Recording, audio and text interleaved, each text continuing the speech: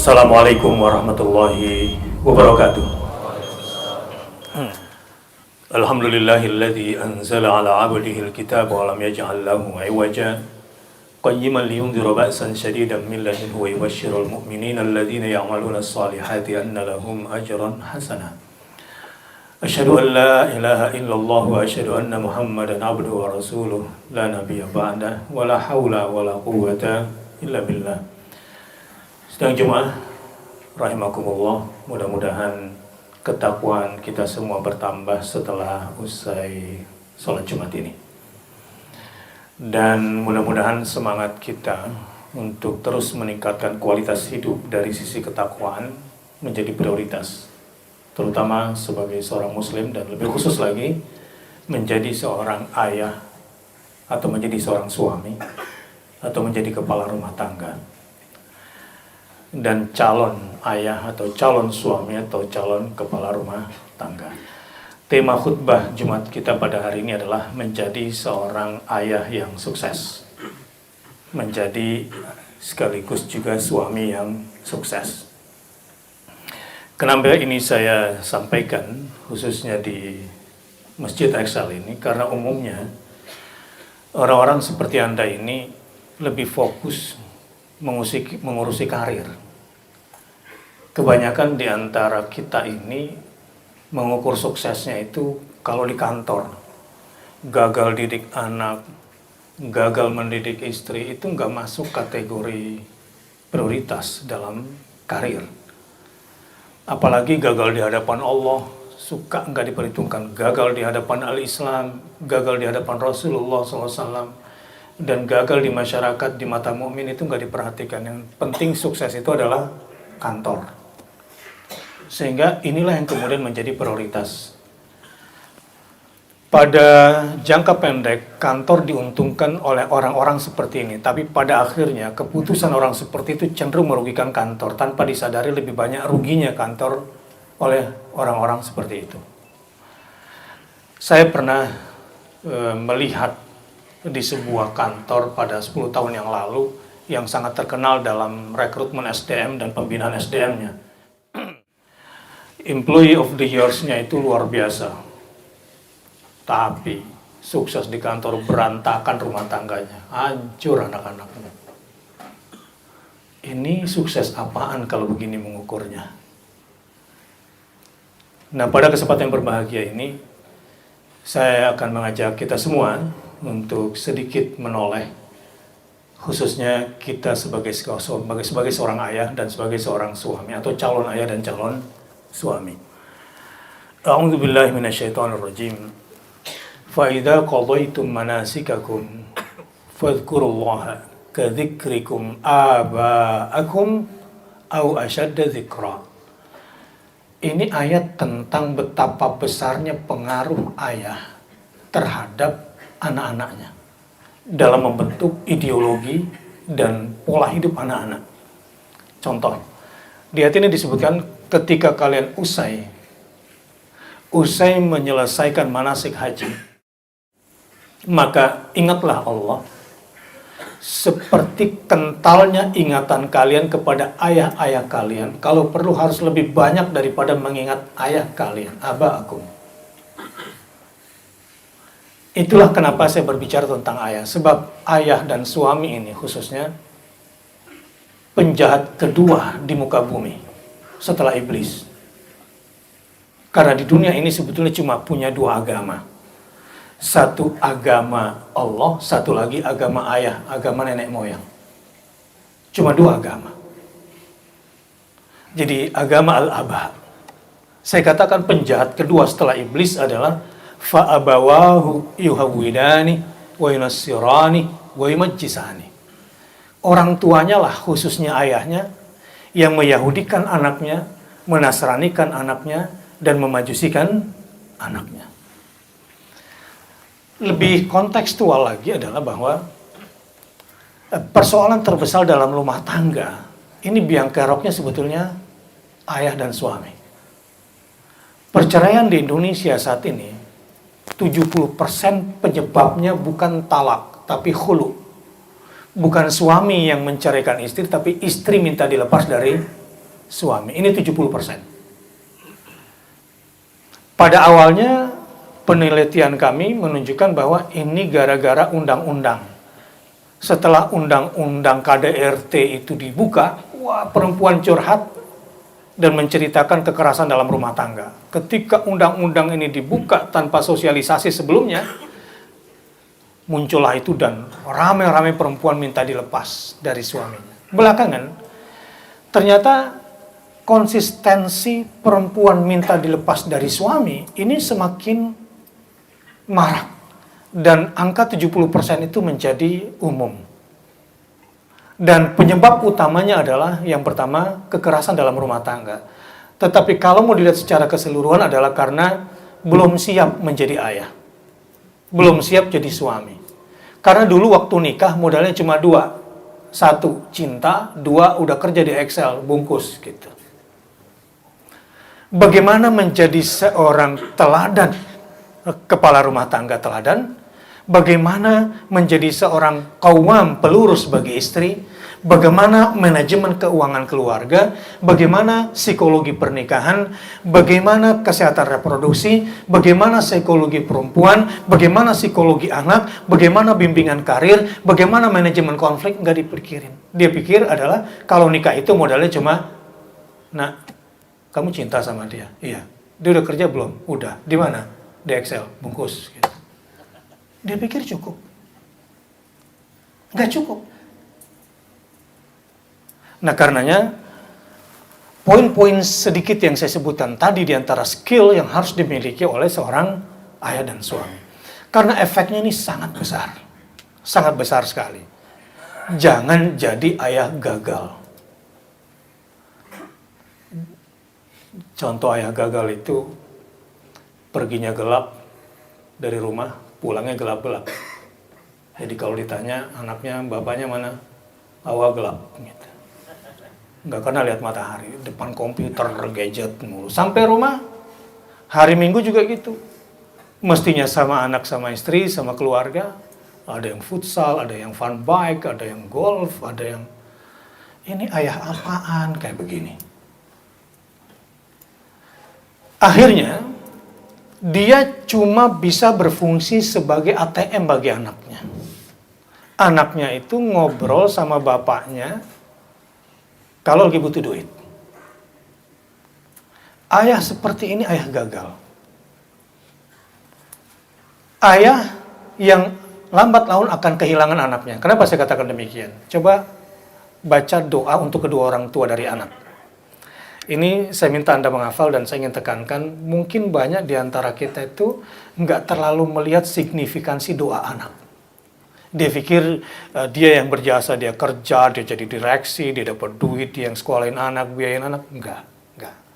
Doa anakmu sangat signifikan bagi kamu. Sebaliknya, laknat anakmu juga sangat signifikan bagi kamu. Wahai para ayah. Rabbighfirli wali walidayya warhamhuma kama rabbayani. Kata-kata saghira. Ayah yang kehilangan anak di waktu kecil yang nggak didoain sama anaknya. Ayah yang ketemu gede sama anaknya adalah ayah yang sudah menjadikan anaknya sebagai anak lapar ayah. Tuhan, ampunkan dosa-dosaku dan dosa kedua orang tuaku. Sayangi keduanya seperti mereka mendidik aku, Rabbayani, seperti keduanya mendidik aku waktu aku masih kecil. Kalau udah gede nggak disebut di sini. Ayah yang bekas di dalam jiwa anak adalah ayah yang bersama anaknya di waktu kecil dan menanamkan sistem nilai hidup yang kuat. Disinilah kadang-kadang first step father, ayah yang belum siap jadi ayah. Ini seringkali terjadi. Saudara-saudara, menjadi guru itu pendidik. Dosen itu pendidik. Ulama pendidik. Pemimpin perusahaan juga pendidik. Tokoh masyarakat adalah pendidik. Tetapi pendidik utama adalah ayah dan ibu. Tapi justru pendidik yang paling tidak siap menjadi pendidik adalah pendidik yang utama itu. Ini menjadi penyebab kegagalan sosial. Sehingga fenomena istri minta dilepas dari suami karena suaminya tidak punya skill menjadi suami yang baik. Pengecut pula, marah dikit cerai itu suami banci. Suami banci, suami pengecut itu. Yang dikit-dikit ngomong cerai sama bininya. Yang lebih jahat lagi adalah pagi dia bilang cerai sama bininya, malam dia minta tidur sama bininya. Itu tipe-tipe orang yang memang tidak mengenal psikologi perempuan, psikologi pernikahan. Sehingga banyak persoalan di masyarakat dan penyebabnya adalah karena gagalnya kepemimpinan di dalam rumah. Harusnya sebagai seorang ayah jangan cuma bisa bikin anak. Kalau cuma bikin, binatang juga bisa. Harusnya jadi seorang ayah jangan cuma bisa cari nafkah doang. Kalau cuma nyari nafkah doang, binatang bahkan bisa membesarkan dan menjaga anak-anaknya. Hewan pun bisa. Lebih dari itu, anakmu membutuhkanmu, terutama rohnya, pemikirannya. Buat apa kerja capek-capek di kantor, sekolahin anak, kuliahin anak, Anda besarkan badannya, tapi pikirannya dirampok oleh sekularisme, oleh liberalisme. Buat apa? Sekolahin anak kalau akhirnya jiwanya, imannya dirampok sama orang lain. Anda kira kalau dia udah sekolah nyari ilmu? Belum tentu. Anda pikir cukup dengan membiayai anak, selesai? Tidak. Anda harus menjadi kepala sekolah bagi anak Anda sendiri. Anda harus menjadi rektor bagi anak Anda sendiri. Rugi. Karena yang akan ditanya di akhirat kelak, yang akan dimintakan pertanggungjawaban kelak bukan gurunya. Bapaknya nomor satu ditanya. Karena dia yang diberikan amanah, maka dialah yang akan dimintakan pertanggungjawaban jawaban. Seperti apa cara kamu membesarkan keluargamu? Orang-orang yang gak concern dengan urusan keluarganya, yang gak back to family, menjadi ayah gagal. Jelek kalau saya bilang ayah autis yang mikirin dirinya sendiri. Gagal kalau saya bilang, agak kasar kalau saya bilang, ada ayah yang cuma mencintai dirinya sendiri. Istrinya harus memahami dia. Anaknya harus memahami dia. Ini pemimpin gagal sebetulnya. Harusnya ayah yang memahami anaknya. Suami yang memahami istrinya. Jangan dibalik. Karena kamu pemimpin. Kalau kamu memaksa anakmu paham kamu, siapa kamu, itu namanya mengajak anak kamu melanglang buana ke satu alam yang tidak pernah bisa dia kunjungi. Karena dia belum pernah menjadi seperti kamu, tapi kamu pernah bisa menjadi seperti dia dulu. Jadi kamu yang bisa mengunjungi alam dia. Fenomena anak-anak yang dibesarkan kelamaan sama ibu, biasanya LGBT. Dia rada-rada lekong, rada-rada banci. Karena kurang asupan keayahan. Dan suami yang jahat sama istrinya dan sering dilihat oleh anaknya, membuat anak bisa jadi LGBT, benci dengan kelamin bapaknya. Sekarang banyak anak-anak nggak bangga menjadi keturunan bapaknya. Nggak bangga. Dan ini termasuk ayah gagal. Ayah sukses itu. Ayah yang setiap saat didoakan oleh anaknya. Rabbighfirli wali walidayya warhamhuma kama rabbayani shaghira. Suami yang sukses itu adalah ketika dia bekerja di kantor, istrinya selalu mendoakan dia dalam pekerjaannya. Suami yang sukses dan ayah yang sukses adalah ayah yang dibanggakan oleh anak-anaknya dan anaknya berusaha untuk tampil bagus di hadapan ayahnya. Tapi banyak ayah, kalau ayah pulang ke rumah, itu anak memilih nge-gadget di kamar. Bokap nggak asik. Omongannya cuma 8. Tidur. Cuci kaki. Belajar. Makan. Bangun. Salat. Bentar lagi terlambat. Kamu ini. Dan semua kata itu adalah kata yang paling enak didengar di kuping anak gitu. Tapi itu kata-kata yang dia punya. Tidak ada bahasa cinta. Karena suami seperti itu biasanya terlalu mencintai dirinya sendiri. Dan semua isi keluarga harus memahami dia. Ini gagal menjadi ayah. Sebaliknya, coba kita lihat kisah Yakub alaihissalam menjelang kematiannya. A'udzubillahi minasyaitonirrajim. Am kuntum syuhada. Tidakkah kamu hadir? Idh hadara Yaqubul maut. Ketika Nabi Yakub yang memiliki 12 anak keturunan itu jelang kematiannya. Idh qala li banihi. Ketika dia berkata kepada 12 asbat keturunannya, ma ta'buduna min ba'di, anakku, siapa gerangan yang kalian sembah selepas kematian ayah kelak? Ini satu pertanyaan ujian sebelum mati, sebab ini kalau anak-anaknya nggak lulus berarti gagal dia jadi ayah. Jadi kalau satu hari gini misalnya, anak pulang bawa rapotnya bagus. Ini biasanya anak siapa? Anak mama atau anak papa kalau rapotnya bagus? Kalau jelek baru, ini mama gimana? Kamu kan ibu itu madrasah. Al-ummu madrasah. Ini gara-gara mama semua. Si mama bilang, iya, al-ummu madrasah. Tapi kepala madrasahnya nggak ada.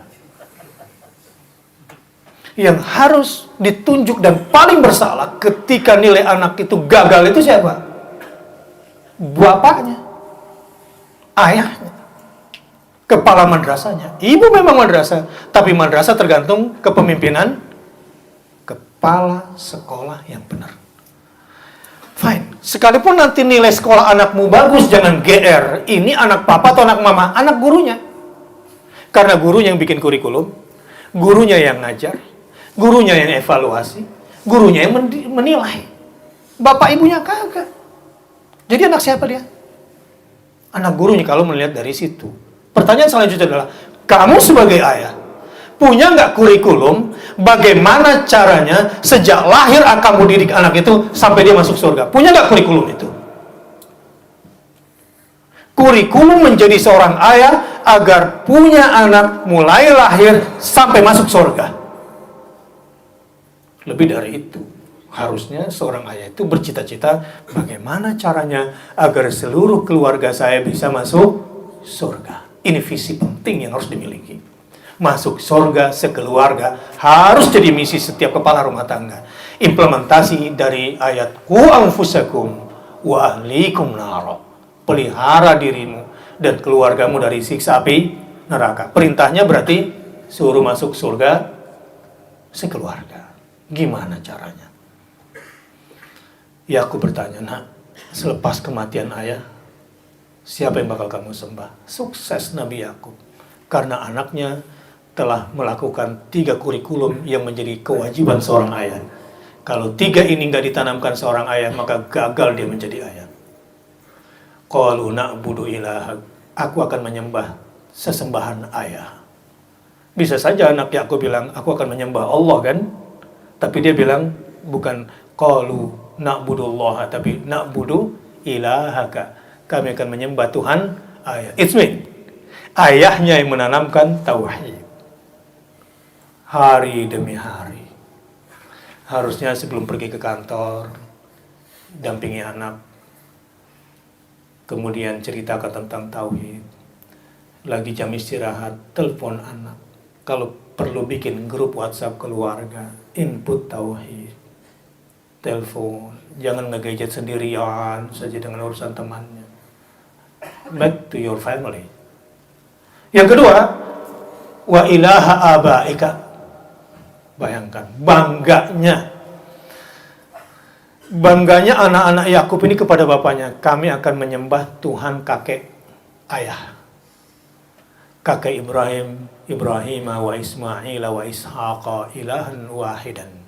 Kami akan menyembah Tuhan kakek Ibrahim, Tuhan kakek Ismail, Tuhan kakek Ishak. Sekarang banyak anak nggak bangga sama bapaknya, apalagi keturunan bapaknya. Mah, nanti terima rapot jangan papa yang datang ya, Maya. Mama aja deh. Banyak anak yang nggak suka sama bapaknya. Males, bokap gua nggak asik kalau diajak ngobrol gitu. Bisanya marah doang gitu. Ya, saya punya kawan kelewatan. Tersinggung sama bininya. Karena kelewat cinta sama dirinya, nggak cinta sama bininya. Pengecut, diceraiin kagak, dimaafin enggak. Ya sakit hati bininya, baru minta digauli, ya tambah berantem di dalam rumah. Karena istrinya menolak, mukul lakinya, cerita, gue dipukul sama bini gue. Seumur-umur gue gak pernah dipukul sama bokap gue. Bini gue mukul gue. Bohong, ceritanya gak kayak gitu. Ini gara-gara laki pengecut, terlalu cinta sama dirinya, akhirnya rengganglah, pisah ranjang. Di kantornya karirnya bagus. Tapi dia tidak lebih hanya seorang pengecut terhadap istrinya. Tidak punya visi dalam rumah tangga. Nanti setelah anaknya kena narkoba, baru dia sadar.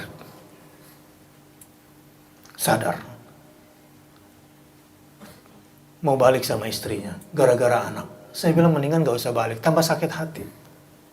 Kamu mau kembali keluarga cuma gara-gara pengen anak dan kelihatan gak broken home. Hey, keluarga bercerai belum tentu broken home. Dan banyak keluarga yang kelihatannya gak bercerai tapi broken home. Di dalam Islam, keluarga broken home itu kalau 3 kriteria ini gak ada. Anak itu bangga karena ditanamkan tauhid oleh ayahnya dan ditanamkan tauhid oleh kakek-kakek ayahnya. Yang kedua, ilahan wahid dan tidak sekutukan Allah, tidak musyrik. Dan yang ketiga, wa nahnu lahu muslimun. Anak itu disiplin pada syariat Allah Subhanahu wa taala. Banyak bapak itu nggak sadar, nggak menanamkan 3 kurikulum ini. Tauhid, melindungi anak dari syirik, dan mendisiplinkan anak pada syariat Allah Subhanahu wa taala. Saya mau tanya, kalau malam hari ini bapak-bapak pada pulang, yang ditanyain ke anaknya kira-kira udah sholat isya apa belum? Atau kedua, ayo baca Quran. Atau kebanyakan yang begini, kerjain PR. Mana yang paling sering? Nak cepat tidur ya, supaya besok gak telat sekolah. Atau yang paling sering ditanyakan, nak cepat tidur supaya besok sholat jamaah sama ayah. Karena ayah gak mau punya anak lelaki solehah. Anak laki solehah adalah anak laki-laki yang sholat subuhnya di rumah gitu. Itu lelaki solehah. Nah, persoalannya banyak istri-istri punya suami solehah. Mana bisa pemimpin keluarga seperti ini membawa keluarga masuk surga sekeluarga kalau suaminya masih solehah gitu. Yang dibutuhkan adalah lelaki sejati. Hidup paling enak itu ketok pintu anak, assalamualaikum sayang. Walaupun kelihatan dia masih ngorok, itu ruhnya menjawab. Waktunya sholat subuh sayang. Sebelum marah-marah sama anak waktu bangunin sholat subuh, doa dulu. Rabbi ja'alni muqimas sholati.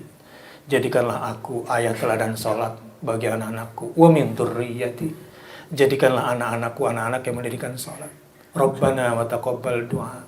Ya Allah, aku mengemis yang satu ini. Sebab kalau anakmu sudah mendirikan sholat, rezekimu aman seperti ditinggalkannya Ismail dan Hajar oleh Ibrahim. Itu doa Ibrahim. Ibrahim gak sanggup menafkahi anaknya. Tapi dengan doa itu, Rabbi ja'alni muqimas salati wa min dzurriyyati wa rabbana wa taqabbal du'a. Air Zam-Zam keluar itu. Keluarnya di mana? Di depan pintu Ka'bah. Bukan di Bukit Sofa, bukan pula di Bukit Marwah. Itu usaha, rumah, kantor, kantor, rumah. Rumah Mega Kuningan rumah. Ini orang linglung. Rezeki dia adalah keluarganya dicukupi rezekinya atau tidak adalah kalau dirikan sholat di rumah atau tidak. Ayah gagal adalah yang gagal menanamkan anak kalau sudah azan anak gak ke masjid. Itu masih gagal. Ayah sukses diantaranya adalah kalau terjadi azan, ayah duluan menjadi teladan dan anak-anak ikut pada sholat. Itu baru ayah teladan. Tapi sayangnya banyak ayah ini disiplin banget. Pola makan disiplin. Ke kantor disiplin. Masuk sekolah nggak pernah telat, disiplin. Bahkan untuk kursus matematik bahasa Inggris disiplin. Klub juga disiplin. Satu-satunya yang nggak disiplin adalah urusan agamanya. Sholat nggak sholat urusan belakangan, ngaji nggak ngaji urusan belakangan. Bapaknya nggak didoain habis sholat juga urusan belakangan. Yang penting duniawinya. Ini ayah gagal. Bagaimana caranya supaya bisa masuk surga sekeluarga?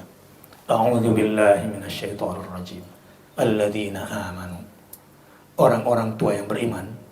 Wattaba'athum dzurriyyatuhum biimanin anak cucunya kemudian mengikuti keimanan dia, alhaqna bihim dzurriyyatahum. Walaupun amal soleh anaknya nggak sebanding dengan amal soleh bokapnya, nggak sebanding dengan amal soleh kedua orang tuanya, di-upgrade surga anaknya sehingga selevel dengan surga kedua orang tuanya. Alhaqna bihim dzurriyyatahum wa ma alatnahum min amalihim min syai', dan jatah surga orang tuanya tidak terkurangi sedikit pun gara-gara upgrading surga anaknya menjadi satu level. Insya Allah di sini semuanya nanti connecting door di surga Firdaus bersama sekeluarganya semua. Dan tidak ada anak kita yang masuk neraka. Nah itu semua tergantung, bisa nggak kita menjadi teladan keimanan bagi anak-anak kita. Sidang jemaah rahimakumullah, ada banyak yang ingin saya sampaikan. Tetapi saya ingin katakan ada 4 jenis anak di dalam Al-Quran. Yang paling bagus adalah qurrata a'yun. Rabbana hablana min azwajina wa dzurriyyatina qurrata a'yun. Adalah ayah yang berhasil mendidik anaknya menjadi permata hatinya. Yang gimana itu? Ya anak yang saleh, yang bisa masuk surga sekeluarga. Kriterianya di dalam Al-Quran itu adalah jannatu adnin yadkhulunaha wa man salaha min abaihim wa azwajihim wa dzurriyyatihim. Ada surga Aden diperuntukkan untuk orang sekeluarga masuk surga. Mudah-mudahan semua jamaah di sini bisa menjadi pemimpin keluarga yang bisa ngajak masuk surga sekeluarga. Nanti insya Allah tempat Anda bersama satu keluarga itu namanya surga Aden. Siapakah dari bapakmu, pasanganmu, keturunanmu yang bisa masuk bareng sama kamu sekeluarga? Waman sholaha. Orang-orang yang saleh dari kalangan bapak mereka, yang saleh dari kalangan istri mereka, dan yang saleh dari kalangan anak cucu mereka. Nah ini kriteria untuk bisa masuk surga itu, makanya mendidik orang tua saleh, istri salehah, anak-anak yang saleh. Nah, untuk bisa sekeluarga masuk surga itu memang perlu upaya-upaya keras. Ya, saya ingin sampaikan tadi misalnya ada 4 jenis anak. Yang paling top adalah orang tua yang mendidik anak menjadi qurrata a'yun, menjadi anak yang saleh. Anak yang saleh itu kriterianya apa? 1, tentu mentauhidkan Allah, tidak musyrik. Yang kedua dan yang ketiga, disiplin dengan syariat. Itu yang ditetapkan. Saya sering kontrol buku pelajaran anak saya. Sampai anak saya yang kuliah, saya nggak lepasin. Karena banyak dosen-dosen yang error, jangan-jangan disekulerkan kepala anak gue. Bi, kenapa nak? Ini bingung nih ada dosen. Katanya masalah aborsi, masalah hak asasi manusia. Orang barat itu kan nggak punya etika ketimuran, apalagi agama, jadi bebas-bebas saja. Jadi perempuan di barat itu kan secara HAM, dia boleh memilih, mau hamil atau tidak hamil. Kata dosen kayak gitu. Ya memang, dengan standar HAM. Tetapi jangan kamu mengikuti cara berpikir dosen seperti itu. Nah, itu minus ideologi. Saya harus berdiskusi dengan anak saya. Dan mata pelajaran anak saya buka. Sekolah Islam. Hari ini pelajaran Quran hadis. Coba Abi baca. Sambil sarapan baca buku pelajaran anak-anak. Ini bapak banyak yang nggak tahu mata pelajaran anak-anaknya. Apalagi isinya. Mata pelajaran aja gak tahu. Karena autis bapaknya ini. Dia cuma cinta sama dirinya sendiri, pikirannya sendiri. Dikasih sama orang lain tuh anak kepalanya. Dia cuma besarin badannya. Rugi banget bapak kayak begini. Kontrol. Saya bilang, nak, ini nih pelajaran yang ditulis ini, nak. Jangan baca. Kamu baca tafsir itu. Kita punya perpustakaan keluarga, baca tafsir, pelajaran yang diajarin sekolah nih. Masa surat Al-Kafirun tujuannya untuk toleransi beragama? Toleransi yang beragama maksudnya juga dalam pemahaman yang sangat liberal. Ini bahaya, nak. Tapi dia belum paham ini bahaya. Gurunya juga jangan-jangan nggak tahu ini bahaya. Udah kesusupan pemikiran walaupun sekolah Islam. Di Indonesia ini kurikulum Diknas masih mengatakan manusia keturunan monyet, belum keturunan Adam. Hanya anak yang mengaji saja mengatakan dirinya keturunan Adam. Tapi kalau masih Diknas kurikulumnya masih keturunan monyet anak kita. Secara ilmiah mereka belum bisa menemukan kalau manusia keturunan Adam. Sayang anakmu nanti. Tapi kebanyakan, mohon maaf, orang tua itu menjadikan anak, kan ada aduan lakum, anak menjadi musuh bagi kamu. Fitnah anak menjadi fitnah bagi kamu. Dan yang terakhir adalah anak sebagai zina, perhiasan bagi kamu. Umumnya orang tua jadikan anak itu sebagai zina, perhiasan. Senang-senang anak gue lucu, dibeliin bajunya yang bermerek, padahal dia belum paham merek. Sepatunya yang bermerek. Akhirnya sekarang coba lihat, baju anak-anak itu lebih mahal daripada baju bapaknya. Karena eksploitasi ayah-ayah yang tidak smart. Termasuk istri-istri yang tidak dididik oleh ayah. Akhirnya bayarnya mahal. Jadi ayah yang menjadikan anak sebagai zina, sebagai perhiasan, biasanya kosnya tinggi. Tapi ayah yang menjadikan anak qurrata a'yun, kosnya rendah, kualitasnya tinggi. Dan anak itu senantiasa mendoakan anaknya. Saya pribadi sangat menikmati dalam banyak hal ketika sudah mulai mikirin anak dan melihat si kecil berdoa dari jauh gitu begini. Saya juga nggak tahu apa yang didoakan, tetapi kemungkinan besar yang paling dihafal itu Rabbighfirli wali walidayya warhamhuma kama rabbayani shaghira. Anak-anak tak berdosa itu didengarkan malaikat doanya, dan itu memudahkan pekerjaan ayahnya, melipat gandakan perolehan ayahnya. Tapi sebaliknya, teman saya punya anak saya punya teman, lalu temannya nggak diurusin sama bapaknya. Itu anak sering melaknat bapaknya di depan teman-temannya. Dan yang tambah seru lagi, teman-teman anaknya ikut melaknat bapaknya dia juga gitu. Jadi ada bapak yang dilaknat oleh anaknya dan dilaknat bareng-bareng oleh teman anak-anaknya. Itu orang ayah seperti itu sengsara hidupnya. Mudah-mudahan kita semua sadar dan sungguh-sungguh setelah ini menjadi seorang suami, menjadi seorang ayah yang sukses. Barakallahu li wa lakum fil Qur'anil Karim. Wa nafa'ani wa iyyakum bima fihi minal ayati wa dzikril hakim wa taqabbala minni wa minkum tilawatahu innahu huwal ghafurur rahim. Asyhadu an la ilaha illallah wa asyhadu anna Muhammadar Rasulullah. Sidang jemaah rahimakumullah, ittaqullaha haqqa tuqatih wa la tamutunna illa wa antum muslimun. Jangan sampai kematian merenggut kamu dan kamu belum total menjadi seorang muslim. Satu hari ada seorang sahabat melihat Rasulullah mencium cucunya. Dia punya anak sekian. Berkata, ya Rasulullah, seumur hidup saya nggak pernah cium anak-anak saya itu. Rasul bilang, man la yarham la yurham. Orang yang tidak menyayangi tidak akan disayangi. Ayah yang malas mencium anaknya tidak akan disayangi anaknya. Ayah yang malas peluk anaknya tidak akan disayangi anaknya. Ayah yang kehilangan anaknya di waktu kecil tidak akan didoakan oleh anaknya. Karena di situ kama rabbayani shaghira, bukan kabira. Kembali ke anakmu, kembali ke rumahmu, perhatikan istrimu.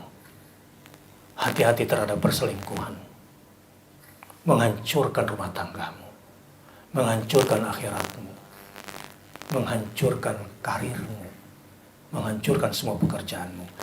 Tidak ada dosa yang paling cepat balasannya dibanding berzina. Tidak ada dosa yang paling cepat balasannya dibanding berzina. Dan perselingkuhan adalah yang tertinggi penyebab perceraian di ibu kota, selain kekerasan dalam rumah tangga. Semoga Allah Subhanahu wa Ta'ala lindungi keluarga kita dan menjadikan seluruh anggota rumah tangga kita menjadi orang yang saleh dan salihah. Innallaha malaikatahu yusholluna 'alan nabi ya ayyuhalladzina amanu shallu 'alaihi wa sallimu taslima. Wa 'ala sahabati ajma'in Abi Bakrin wa Umar wa Uthman wa Ali wa 'ala tabi'in wa tabi'it tabi'in lahum bi ihsanin ila yaumiddin warhamna ma'ahum bi rahmatika ya arhamar rahimin. Allahumma ighfir lil muslimin wal muslimat wal mu'minin wal mu'minat al ahya' minhum wal amwat innaka sami'un qaribun mujibud da'wat ya qadiyal hajat. Rabbana hab lana min azwajina wa dhurriyyatina qurrata a'yun waj'alna lil muttaqina imama. Ya Allah, jadikanlah kami ayah yang menjadi teladan salat bagi anak-anak kami. Dan jadikanlah anak-anak kami, anak-anak keturunan kami yang mendirikan salat di dalam hidupnya. Ya Allah, kami mengemis kepadamu untuk yang satu ini. Untuk yang satu ini kami mengemis kepadamu. Rabbana wa taqabbal du'a. Rabbana auzi'na an nashkura ni'mataka allati an'amta 'alaina wa 'ala walidayna wa aslih lana fi dhurriyyatina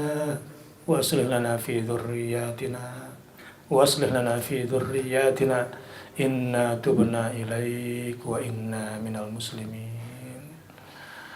Rabbana innana sami'na munadiyan yunadi lil iman an aminu bi rabbikum fa amanna. Rabbana faghfir lana dhunubana وكفر عنا سيئاتنا وتوفنا مع الأبرار.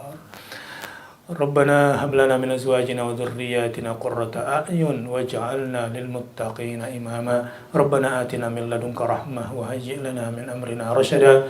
ربنا آتنا في الدنيا حسنة وفي الآخرة حسنة وقنا عذاب النار. عباد الله، إن الله يأمر بالعدل والإحسان وإيتاء ذي القربى وينهى عن الفحشاء والمنكر والبغي يعظكم لعلكم تذكرون. فاذكروا الله العظيم يذكركم واشكروه على نعمه يزدكم ولذكر الله أكبر والله يعلم ما تصنعون.